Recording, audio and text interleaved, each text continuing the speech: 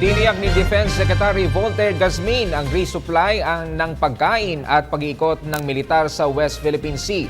Ito'y sa kabila ng tensyon na naganap sa lugar kamakailan. Ang detalye sa ulat ni Waywaya Macalma. Matapos ang ilang insidenteng naganap kamakailan sa West Philippine Sea, hindi nababahala si Defense Secretary Volter Gazmin sa posibleng pangahara sa mga barko ng China.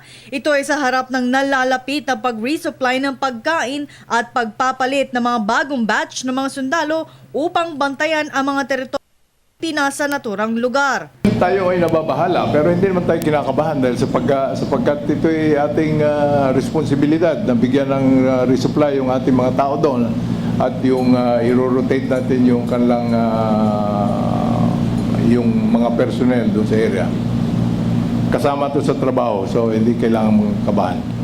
Aminado ang kalihim na mataas pa rin ang tensyon sa lugar dahil na rin sa insidente ng pambobomba ng tubig ng Chinese Coast Guard sa barko ng Vietnam at pilit na pagpapahinto ng Chinese Coast Guard sa mga barko ng Pilipinas patungong Ayungin Shoal. Nagsimula nitong buwan ng Abril ang mga sere ng pangaharas ng China sa Vietnam kung saan nagbanggaan pa ang kanilang mga barko ng ilang beses. Nitong May 26 naman, naiulat na pinalubog ng Chinese Coast Guard ang isang barko ng Vietnam sa bahagi ng Paracel Island.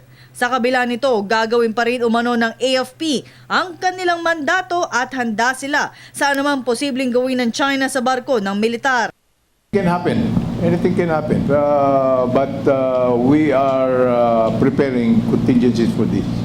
Sa ngayon ay patuloy ang pagsasagawa ng Maritime at Air Patrol ng AFP. Samantala, tiniyak din ng ahensya ang proteksyon sa ating mga mangingisda sa West Philippine Sea kung saan ang Philippine Coast Guard ang naatasa magprotekta sa kanila. Para sa Telebisyon ng Bayan, ako si Waywaya Macalma.